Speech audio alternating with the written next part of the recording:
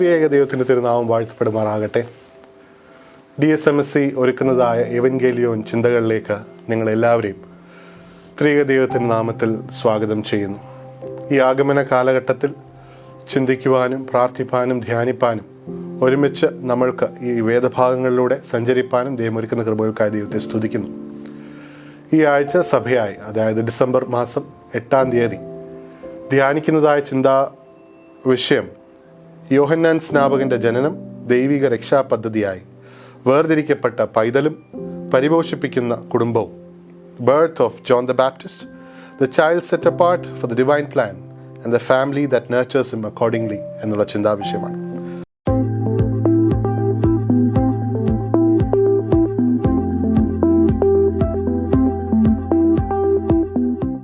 അത് നമുക്ക് നൽകിയതായിരിക്കുന്നതായ ലക്ഷണറി ഭാഗം പഴയ നിയമത്തിൽ നിന്നും മാലാഖിയുടെ പുസ്തകം 3-ാം അധ്യായം 1 മുതൽ 4 വരെയും, 2-ാം പാഠഭാഗമായി അപ്പോസ്തല പ്രവർത്തികൾ 16-ാം അധ്യായം 1 മുതൽ 5 വരെയും, സ്ലീഹ ഭാഗമായി 2 തിമോത്തിയോസ് 1-3 മുതൽ 10 വരെയും. ഇന്ന് നമ്മൾ ധ്യാനിക്കുന്നതായ എവൻഗേലിയോൻ ഭാഗം വിശുദ്ധ ലൂക്കോസ് എഴുതിയ സുവിശേഷം 1-ാം അധ്യായം 57 മുതൽ 66 വരെയുള്ള വേദഭാഗമാണ്. The Gospel according to Saint Luke, chapter 1, verse beginning from 57 through 66. അതിൻ്റെ ഏതാനും ചില വാക്യങ്ങൾ മാത്രം ഒന്ന് വായിച്ചു കൊള്ളട്ടെ. അതിൻ്റെ 66-ാമത്തെ വാക്യം: കേട്ടവരെല്ലാവരും അത് ഹൃദയത്തിൽ നിക്ഷേപിച്ചു. ഈ പൈതൽ എന്ത് ആകും എന്ന് പറഞ്ഞു. കർത്താവിൻ്റെ കൈ അവനോട് കൂടെ ഉണ്ടായിരുന്നു. ഈ പൈതൽ എന്താകും എന്ന് പറഞ്ഞു. കർത്താവിൻ്റെ കൈ അവനോടുകൂടെ ഉണ്ടായിരുന്നു. Everyone who heard this wondered about it, asking, "What then is this child going to be? For the Lord's hand was with him." For the Lord's hand was with him. നമുക്ക് പ്രാർത്ഥിക്കാം. ദൈവമായ കർത്താവേ, അല്പസമയം നിന്റെ വചനത്തിൻ്റെ തണലിൽ ഞങ്ങൾ നിൽക്കുമ്പോൾ ഞങ്ങളോട് ഇടപെടണമേ. ആഗമന കാലഘട്ടത്തിൻ്റെ യഥാർത്ഥ അർത്ഥം സ്വീകരിപ്പാനും ഞങ്ങളെ അസ്വസ്ഥരാക്കുവാനും ചിന്തിപ്പാനും ഞങ്ങളെ തന്നെ തിരുത്തുവാനും ദൈവമേ, നിന്റെ പരിശുദ്ധാത്മാവിനാൽ ഞങ്ങളെ നിറയ്ക്കണമേ. സകലതും യേശുവിൻ്റെ നാമത്തിൽ തന്നെ, ആമേൻ.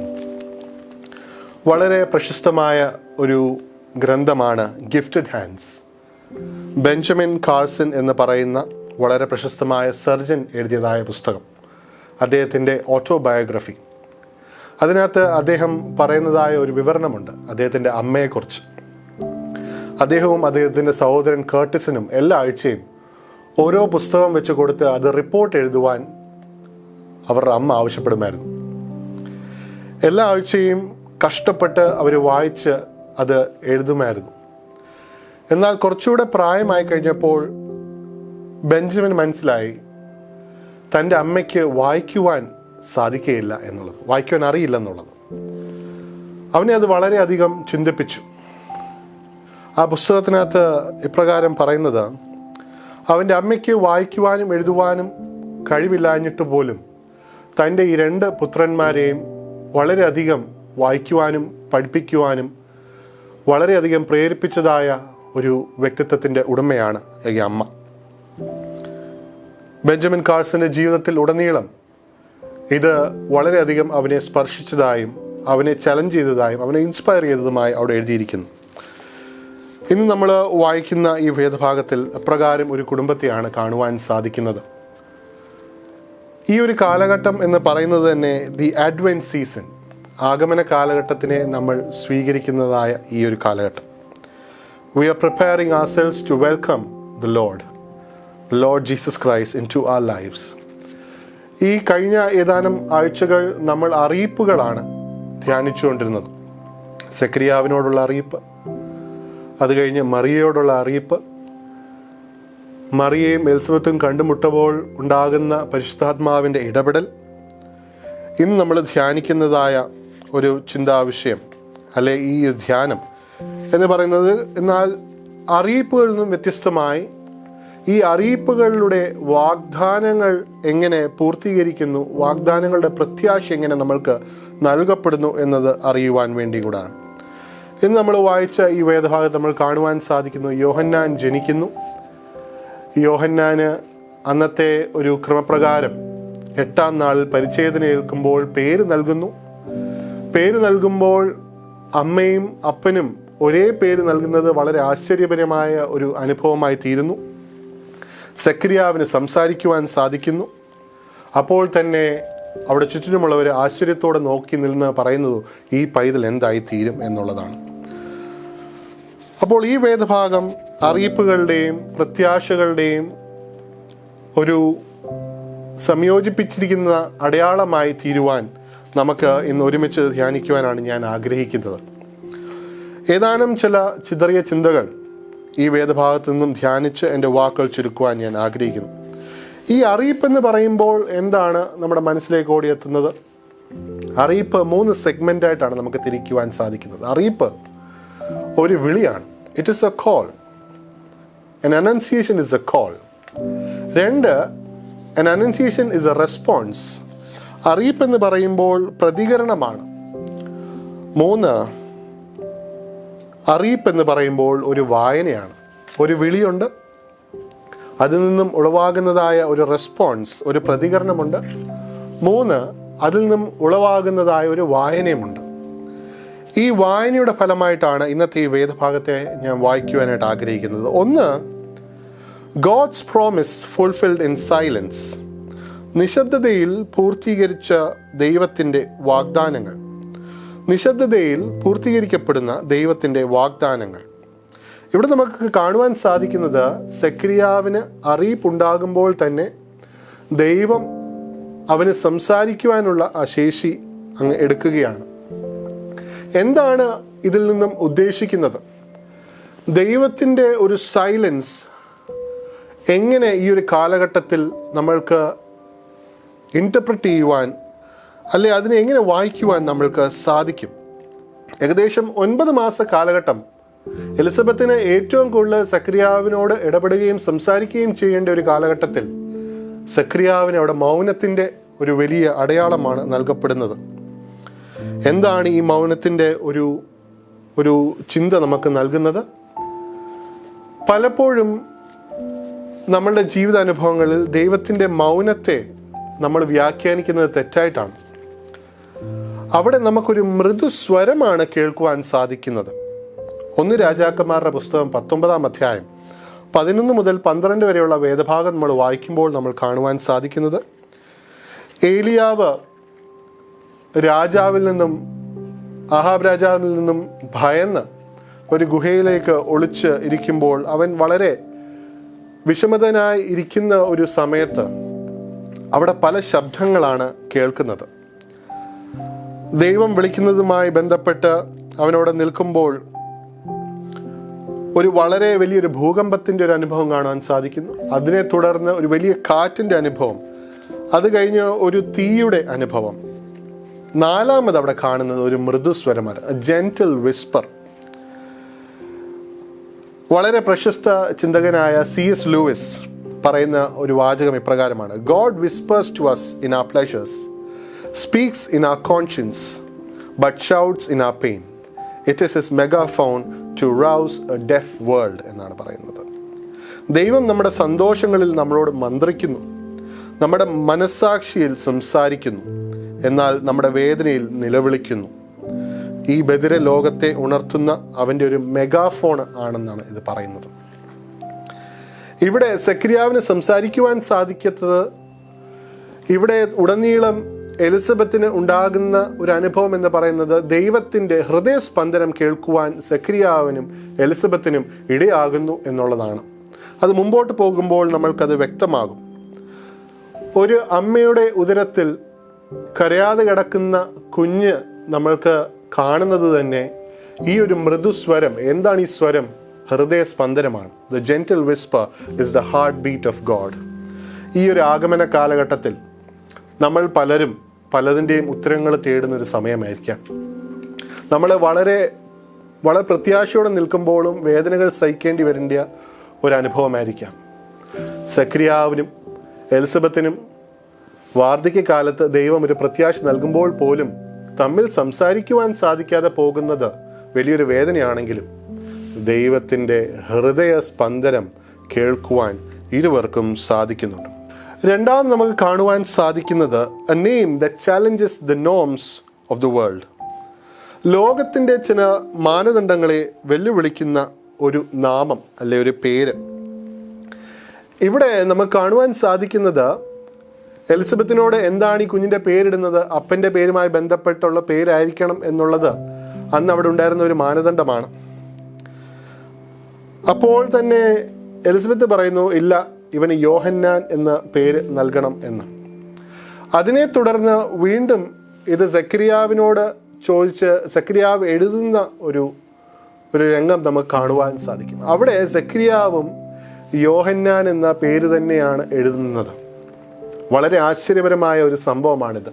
കാരണം യോഹന്നാൻ്റെ പേര് സക്കരിയാവിന് ദൈവം ദൂതനിലൂടെ വെളിപ്പെടുത്തുമ്പോൾ അത് കഴിഞ്ഞ് അവൻ സംസാരിച്ചിട്ടില്ല. എലിസബത്ത് ഇതറിയുവാൻ ഒരു നിവൃത്തിയുമില്ല. എന്നാൽ ഇതാണ് ഞാൻ മുമ്പ് പറഞ്ഞത്, രണ്ടുപേരും ആ മൗനത്തിലൂടെ ദൈവത്തിൻ്റെ ഹൃദയസ്പന്ദനം കേട്ടപ്പോൾ യോഹന്നാൻ, അതായത് ദൈവത്തിൻ്റെ കൃപ, ഗോഡ് ഇസ് ഗ്രേഷ്യസ് എന്നുള്ളൊരു വാക്ക് അവർ രണ്ടുപേരും കേട്ടു. അതിൽ നിന്നും ഉണവായ ഒരു പേര്, ഒരു നാമം, ലോകത്തിൻ്റെ ചില മാനദണ്ഡങ്ങളെ വെല്ലുവിളിക്കുന്ന ഒരു നാമം. We live in A world of taboo. എന്ത് ചെയ്താലും എങ്ങനെ ചെയ്താലും നമ്മളെ വളരെയധികം ക്രിട്ടിസൈസ് ചെയ്യുന്നതായ ചില മാനദണ്ഡങ്ങൾ സൃഷ്ടിച്ചിരിക്കുന്നതായ ലോകത്താണ് ഞാൻ നിങ്ങളും ജീവിക്കുന്നത്. എന്നാൽ ഈ ആഗമന കാലഘട്ടം, ക്രിസ്മസ് എന്ന് പറയുന്നത് തന്നെ, God breaks the conventions of the human world and enters it to make it divine. ക്രിസ്മസിൻ്റെ അർത്ഥം തന്നെ അത് തന്നെയാണ്. മാനുഷിക ലോകത്തിൻ്റെ കീഴ്വഴക്കങ്ങൾ ലംഘിച്ച് അതിനെ ദൈവികമാക്കാൻ അതിലേക്ക് ദൈവം പ്രവേശിക്കുന്ന സമയമാണ് ക്രിസ്മസ് എന്ന് പറയുന്നത്. നമുക്ക് നമ്മുടെ നാമത്തെക്കുറിച്ച്, നമ്മുടെ പേരിനെ കുറിച്ചുള്ള അടയാളം, നമ്മുടെ മനസ്സിലാക്കൽ എന്താണ്? ദ സിമ്പിൾ ഓഫ് ആ നെയിം, ദ ഇന്റർപ്രിട്ടേഷൻ ഓഫ് ആ നെയിം. പലപ്പോഴും ചിലരെങ്കിലും പറയും, എനിക്കെൻ്റെ പേര് ഇഷ്ടമല്ല. ചിലർക്ക് അവരുടെ പേരിൽ വളരെയധികം ഭാരമാണ്, because they have to live up to their name. ചിലർ അവരുടെ പേരിനെ അവരുടെ ജീവിതം കൊണ്ട് അർത്ഥപരമാക്കുന്നതായ അനുഭവം. ഇത് രണ്ടും നമുക്ക് കാണുവാൻ സാധിക്കും. ഇവിടെ യോഹന്നാൻ തനിക്ക് ലഭിച്ച നാമത്തിനോട് പിന്നീട് അങ്ങോട്ടുള്ള വേദഭാഗങ്ങൾ നമുക്ക് കാണുവാൻ സാധിക്കും. He prepares the way of the Lord in God's grace. കർത്താവിന് വേണ്ടി വഴി ഒരുക്കുമ്പോൾ അവനത് കൃപയോടുകൂടെ ചെയ്യുന്നു. അവൻ്റെ തലയെടുത്ത് കഴിയുമ്പോൾ പോലും ആ കൃപയിൽ അവൻ ഒരുങ്ങി നിൽക്കുകയാണ്. ഇപ്രകാരം ഒരു ചെറിയ കഥ കേട്ടിട്ടുണ്ട്. കർത്താവിന് സ്വർഗത്തിൽ തൻ്റെ ദൂതന്മാർക്ക് പുതിയ നാമം നൽകുകയാണ്. 5 ദൂതന്മാർക്ക്. ഒന്നിന് മൈറ്റ്, വളരെ ശക്തിയേറിയ ഒരു ദൂതൻ. 2 ട്രൂത്ത് എന്ന് പറയുന്ന ഒരു ദൂതൻ, വളരെ വിസ്ഡമും ഇൻസൈറ്റും നിറഞ്ഞ ഒരു ദൂതൻ. 3 വളരെ മനോഹരമായി ഈ ലോകത്തെ പാടി ദൈവത്തിൻ്റെ ഹൃദയസ്പന്ദനത്തോട് ചേർത്ത് നിർത്തുന്നതായ ഹാർമണി എന്ന് പറയുന്ന ഒരു പേര്. 4ാമതായ ഒരു പേര് നൽകിയത് ഗ്ലോറി, അതായത് ദൈവത്തിൻ്റെ മഹത്വത്തെ വർണ്ണിപ്പിക്കുന്നതായ ഒരു ദൂതൻ. അവസാനത്തെ ഒരു ചെറിയ ദൂതന് അവൻ പേര് നൽകി ഹംബിൾ, വിനയം എന്നുള്ളൊരു പേര്. അപ്പോൾ എപ്പോഴും മറ്റുള്ളവരൊക്കെ ഈ ഹംബിൾ എന്ന പേരിനെ വളരെ ചെറുതായി കണ്ടുകൊണ്ടിരുന്നു. ലോകത്തിൽ വളരെ ഒരു പ്രയാസവും പ്രതിസന്ധി നടന്നപ്പോൾ ഓരോരുത്തരെയായി ദൈവം അയക്കുകയാണ്. ആദ്യം മൈറ്റിനെ അയച്ചു. മൈറ്റ് വളരെ ശക്തിപരമായി ഇടപെടാൻ നോക്കി, പക്ഷേ പറ്റിയില്ല. ട്രൂത്തിനെ അയച്ചു, സത്യത്തെ അയച്ചു. എന്നാൽ സത്യം പലതിനെയും വെളിപ്പെടുത്തി കഴിഞ്ഞപ്പോൾ ലോകം അതിനെ കള്ളത്തിൻ്റെ രൂപത്തിൽ കാണുവാൻ തുടങ്ങി. 3 ഹാർമണി അയച്ചു. ഹാർമണി പാട്ട് പാടുവാൻ ശ്രമിച്ചു, എന്നാൽ ലോകത്തിൻ്റെ ശബ്ദം വളരെ അധികമായിരുന്നു. ഗ്ലോറി അയച്ചു. ഗ്ലോറി അയച്ചു കഴിഞ്ഞപ്പോൾ ദൈവത്തിൻ്റെ മഹത്വത്തെ വർണ്ണിക്കുവാൻ ശ്രമിച്ചപ്പോഴും ആ ലോകം അതിനെ വലിച്ചു കീറുകയുണ്ടായത്. അവസാനം ദൈവം ഹംബിളിനെയാണ് അയക്കുന്നത്, വിനയത്തെ അയക്കുന്നു. അവൾ ചെന്ന് ലോകത്തിൻ്റെ വേദനകളുടെയും പ്രയാസങ്ങളുടെയും മധ്യത്തിൽ കുറച്ചു നാൾ ജീവിച്ചു, ശ്രവിച്ചു, മനസ്സിലാക്കി, അവരോടൊപ്പം ഇടപെട്ട് കഴിഞ്ഞപ്പോൾ, കുറേ നാൾ കഴിഞ്ഞപ്പോൾ പതുക്കെ ഈ ലോകത്തിൻ്റെ പ്രയാസങ്ങളൊക്കെ മാറിത്തുടങ്ങി. ഹംബിൾ തൻ്റെ പേരിനൊപ്പം ജീവിച്ചു. She brought humility to the world. നമ്മൾക്ക് നൽകിയിരിക്കുന്ന നാമത്തിന് അർത്ഥപരമായി ജീവിപ്പാൻ നമ്മൾക്ക് സാധിക്കുന്നുണ്ടോ? നമുക്ക് നൽകിയിരിക്കുന്ന നാമത്തിനാൽ ചില മാനദണ്ഡങ്ങളെ, ലോകത്തിൻ്റെ ചില മാനദണ്ഡങ്ങളെ നമ്മൾക്ക് തച്ചുടയ്ക്കുവാൻ സാധിക്കുന്നുണ്ടോ? അവസാനത്തെ ഒരു ഭാഗം കൂടെ പറഞ്ഞ് എൻ്റെ വാക്കുകൾ ചുരുക്കുവാൻ ഞാൻ ആഗ്രഹിക്കുന്നു. ഈ വേദഭാഗത്തിൻ്റെ അവസാനം എത്തിയപ്പോൾ നമുക്ക് കാണുവാൻ സാധിക്കുന്നത് സെക്രിയാവിൻ്റെ നാവിൻ്റെ കെട്ട് അഴിയുകയാണ്. കെട്ടഴിഞ്ഞ ഉടനെ അവൻ ചെയ്യുന്ന ആദ്യത്തെ കാര്യം ദൈവത്തെ മഹത്വപ്പെടുത്തി എന്നാണ് പറയുന്നത്. വാക്യം 64 വായിക്കുമ്പോൾ, ഉടനെ അവൻ്റെ വായും നാവും തുറന്നു, അവൻ സംസാരിച്ച് ദൈവത്തെ സ്തുതിച്ചു. ഇവിടെ നമ്മൾ ഒരു കുടുംബത്തെ കാണുമ്പോൾ അവരുടെ ദൈവത്തോടുള്ള ശക്തമായ അനുസരണത്തിൻ്റെ ഒരു പ്രഭാവമാണ് നമുക്ക് കാണുവാൻ സാധിക്കുന്നത്. The powerful effect of obedience. നമ്മുടെ ഈ വായനകളെ, ഇന്നത്തെ ഈ വായനകളെ നമ്മൾ എപ്രകാരമാണ് കാണുന്നത്? When Zechariah confirmed God's will, his voice returned. സെക്രിയാവ് ദൈവഹിതം തിരിച്ചറിഞ്ഞപ്പോൾ അവൻ്റെ ജീവിതത്തിലൂടെയും അവൻ്റെ കുടുംബത്തിൻ്റെ ജീവിതത്തിലൂടെയും എലിസബത്തും യോഹന്നാനും ചേർന്ന് നിൽക്കുന്ന ആ വേളയിൽ അവൻ്റെ ശബ്ദം തിരികെ നൽകപ്പെടുകയാണ്. നമ്മളുടെ ശബ്ദങ്ങളിലൂടെ, നമ്മുടെ കുടുംബത്തിൻ്റെ ശബ്ദങ്ങളിലൂടെ എന്ത് മാനമാണ് സൃഷ്ടിക്കുന്നത്? എന്ത് പ്രഭാവമാണ് നമുക്ക് ഈ ലോകത്ത് നൽകുവാൻ സാധിക്കുന്നത്? നമ്മളുടെ അനുസരണത്തിലൂടെ, നമ്മളുടെ ജീവിത അനുഭവങ്ങളിലൂടെ നമുക്ക് എന്താണ് ഈ ലോകത്തോട് പറയുവാനുള്ളത്? ലെനേർഡ് സ്വീറ്റ് എന്ന് പറയുന്ന ചിന്തകൻ പറഞ്ഞൊരു ആശയമാണ് ബ്രിങ് ബാക്ക് ദ ടേബിൾസ്. നമ്മുടെയൊക്കെ ഇന്ന് ഭവനങ്ങളിൽ ഇന്ന് ഒരുമിച്ചിരിക്കുവാനും കർത്താവിനെ അനുസരിപ്പാനും ഉള്ള ഒരു അവസരം നമ്മൾക്കുണ്ടാകുന്നുണ്ടോ? ബ്രിങ് ബാക്ക് ദ ടേബിൾ എന്ന് പറയുമ്പോൾ ഇന്ന് നമ്മളെല്ലാവരും ഓരോരോ സ്ഥലത്ത് ഓരോരോ രീതിയിലാണ് ജീവിക്കുന്നത്. എന്നാൽ ക്രിസ്മസിൻ്റെ കാലഘട്ടത്തിൽ എല്ലാവരും ഒരുമിച്ച് കൊണ്ടിരുന്ന ആരംഭമാണ്. ഒരു പ്രഭാവം ഈ ലോകത്തിന് നൽകുവാൻ വേണ്ടിയാണ്. ഞാൻ എൻ്റെ വാക്കുകൾ ഇവിടെ ചുരുക്കുകയാണ്. CMC വെല്ലൂരിൽ കുറച്ച് നാളുകൾ നിന്നപ്പോൾ ഉണ്ടായൊരു അനുഭവമാണ്. അവിടെ ഫിസിയോതെറാപ്പിയും ഓക്യുപേഷണൽ തെറാപ്പിയും ഡിപ്പാർട്ട്മെൻറ്റുകളിൽ ഞാൻ ചെന്നപ്പോൾ കണ്ട ഒരു കാഴ്ച. അവിടെ സ്വാധീനം നഷ്ടപ്പെട്ട ചില മനുഷ്യർക്ക് ഈ ഫിസിയോതെറാപ്പിസ്റ്റും ഓക്യുപേഷണൽ തെറാപ്പിസ്റ്റും പിള്ളേർ ചെയ്യുന്നതായ പ്രവർത്തനം വളരെ പ്രയാസമേറിയ ഒരു അനുഭവം തന്നെയാണ് അവർക്ക്. എന്നാൽ ഒരു നിമിഷം പോലും മുഖം ചുളിക്കാതെയോ വേദനപ്പെടാതെയോ അവരെ നിന്ന് സഹായിക്കുകയാണ്. ഒരാഴ്ച മുമ്പേ ഞാൻ കണ്ട ആൾക്കാരല്ല പിന്നീട് ആ ആഴ്ച കഴിഞ്ഞത്തെ തെറാപ്പി കഴിഞ്ഞ് ഞാൻ കാണുന്നത്. അവരെഴുന്നേക്കുവാനും സംസാരിക്കുവാനും ഒക്കെ സാധിക്കുന്നത്. ഇടപെടലാണ്, ഒരു പ്രഭാവമാണ് അവർ സൃഷ്ടിക്കുന്നത്. അവരുടെ സംസാരങ്ങളിലൂടെയും ഇടപെടലിലൂടെയും അതാണ് ചെയ്യുന്നത്. ഞാൻ എൻ്റെ വാക്കുകൾ ഇവിടെ ചുരുക്കുകയാണ്. പ്രിയപ്പെട്ട വിശ്വാസ സമൂഹമേ, 3 ചെറിയ ചിന്തകളാണ് ഇന്നത്തെ വേദഭാഗത്തു നിന്നും പറയുവാൻ ഞാൻ ആഗ്രഹിച്ചത്. ഒന്ന്, നിശബ്ദതയിൽ പൂർത്തീകരിച്ച ദൈവത്തിൻ്റെ വാഗ്ദാനങ്ങൾ.